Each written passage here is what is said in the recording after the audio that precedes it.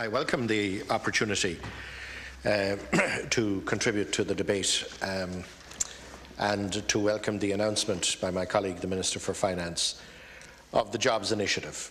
Given our current financial difficulties, it was both necessary and prudent to frame this initiative on a budgetary neutral basis. I dearly wish that it were not so, but such is the scale of the economic devastation wrought by the previous government that we have little choice. I am therefore especially pleased that, notwithstanding the unprecedented financial difficulties which the government faces, that we are so early in our term of office implementing this important initiative. The measures announced are designed to provide employment opportunities for those who have lost their jobs and represent a first step in this government's commitment to support the protection and creation of jobs. My own department has critical contributions to make in regaining and enhancing our international competitiveness, supporting and generating employment, and rebuilding Ireland's reputation on the international stage. The energy and communication sectors are pivotal to national competitiveness and to economic and social development. The Jobs Initiative recognises the potential of labour-intensive energy efficiency works to support additional jobs. Better Energy, which I launched yesterday, is a major step forward in government's energy efficiency retrofitting programme. The additional 30 million that Minister Noonan announced will be allocated as part of the Jobs Initiative to this programme for 2011, and it represents a doubling of the funding in the second half of this year. This extra funding will be matched by a further 30 million in private sector investment, helping to generate further economic activity of at least 60 million this year. As a result, an additional 2,000 jobs will be created in 2011, on top of the 3,800 jobs already supported by the existing allocation. Energy efficiency measures are, in my view, a very good use of public monies. They reduce energy bills, thereby supporting competitiveness.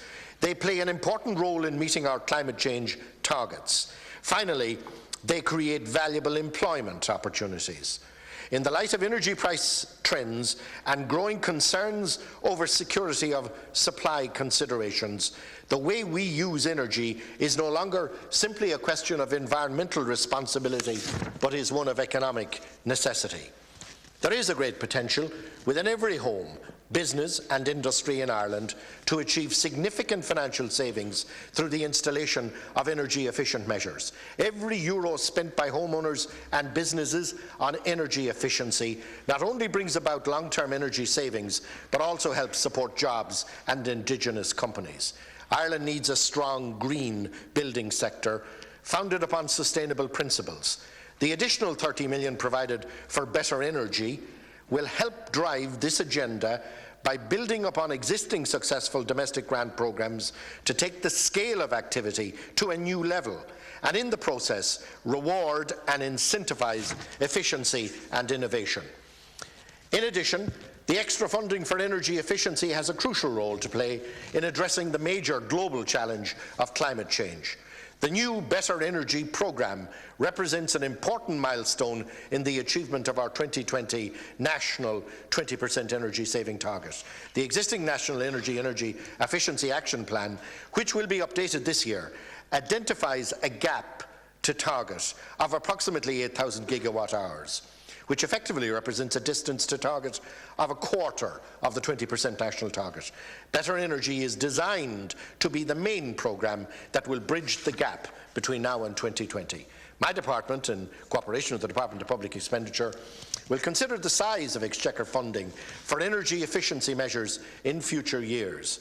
A transition is envisaged over time with the active involvement of energy supply companies, energy service providers and the construction sector to an alternative non-exchequer funded mechanism or mechanisms that ensure more energy efficiency measures can be funded through Better Energy. My ambition is that by 2020, 1 million homes and buildings will have been upgraded, energy use reduced by 8,000 gigawatt hours, and a net societal benefit of 6 billion will have been generated. Renewable energy also has major potential for sustainable jobs and economic investment in the longer term. We have made major progress in the drive to greater onshore wind energy generation. There is also, down the road, major energy and enterprise potential in the offshore sector. I will be working with Minister Bruton, the Industrial Development Authority and Enterprise Ireland, as well as the Sustainable Energy Authority of Ireland, to explore the economic potential of the offshore renewable energy resources of wind and wave. A particular focus over time will be the prospects for the export of renewable energy from Ireland to the United Kingdom. I will be meeting Secretary of State Chris Huhne in the coming weeks for a bilateral discussion on the potential for such an export possibility. The potential economic opportunity from developing the offshore renewable energy sector includes activities in maintenance services, operations, device testing, port infrastructure development, training and possible component manufacture. All these prospects will be explored. Turning to the communications brief of my department, smart ICT-based innovation and commercialisation is central to the economic and social vision articulated in the programme for government. Indeed, it is pleasing to acknowledge the presence of so many of the key multinational ICT companies who are based in Ireland. We must not, however, rest on our laurels in this regard, and I accept that a key element is that we will put in place a national broadband infrastructure of world-class standard. We need a better broadband infrastructure to continue to attract the cutting-edge, innovative industries needed to restore Ireland's economic prosperity and competitiveness. Availability of broadband services in all areas of the country and a major enhancement in broadband speeds are therefore major priorities for this government. We are in fact making good progress in this area.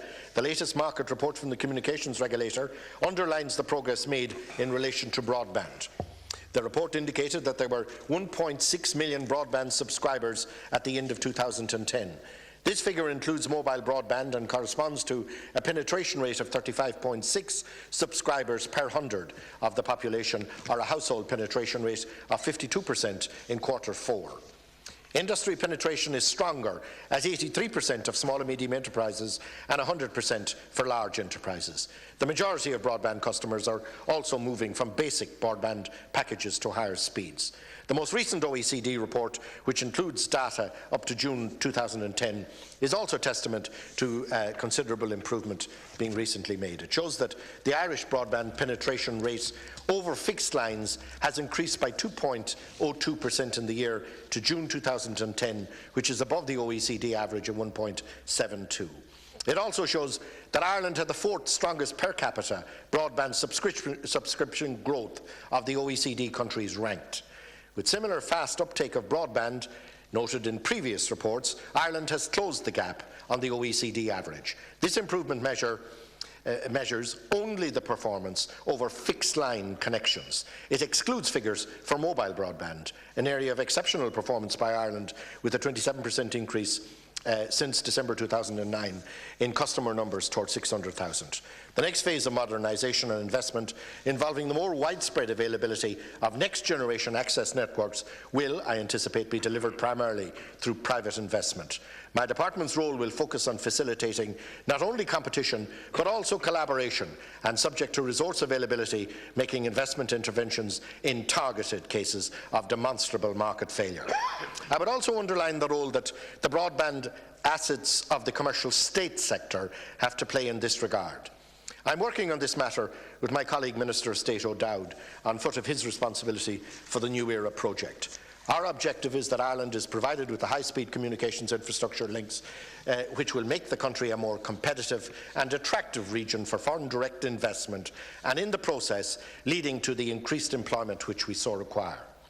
Energy and communications are key elements that will underpin this government's commitment to regaining and enhancing our international competitiveness, supporting the protection and creation of jobs, restoring order to our public finances, and rebuilding Ireland's reputation on the international stage.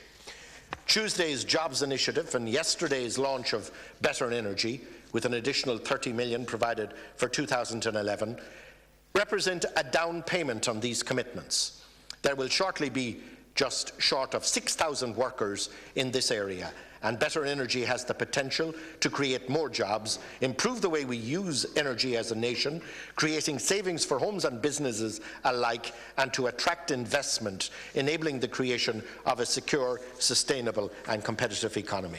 The government does not pretend that this initiative will solve all the jobs crisis. It will certainly improve matters and enhance vital services. It will further help to restore confidence. The key, however, is the unremitting and collective focus which the government has on fixing the financial crisis so that the way can be paved over time to using our resources as we would wish in the interests of economic and social development. In conclusion, Cancorlia, the response of the Dolly mixture, that is the opposition, has been the usual combination of grandstanding and meaningless populist rhetoric. I'm disappointed but not surprised at the Sinn Féin response. Sinn Féin is clearly reveling in the economic crisis into which our country has been plunged. The party believes that the worse things are, the better their prospects. They haven't come up with a single, unplagiarized, workable solution to the economic challenges that face us. They chop and change and trim their policies one by one as they are exposed. Achievements by the government are always prophesied by Sinn Féin. One day, the government has reneged on restoring the minimum wage. The next day, sure, we knew the restoration was coming anyway. One day, the government is doing nothing about the interest rate on the bailout. The next day, sure, we all knew the interest rate would be reduced. What's the government doing about the weather? Sure, we all knew the weather would be good in May. Deputy Adams can't really believe that we can grow jobs in this economy without a functioning banking system. Fianna Fáil knows that it has about as much credibility on the economy as Osama bin Laden had on peace movements. We must pretend to be constructive, but we don't know how. We must pretend to be constructive because we can't be anything else, given the mess we left behind us. Fianna Fáil is shocked at Cancorlia at the levy on pension funds. And Fianna Fáil should know, because they cleaned out the National Pension Reserve Fund for their friends in Anglo-Irish and Irish nationwide. These measures don't go far enough, according to Fianna Fáil. But what would Fianna Fáil do? Their spokesman was asked. Cloud computing, he answered. Cloud cuckoo land is more like it.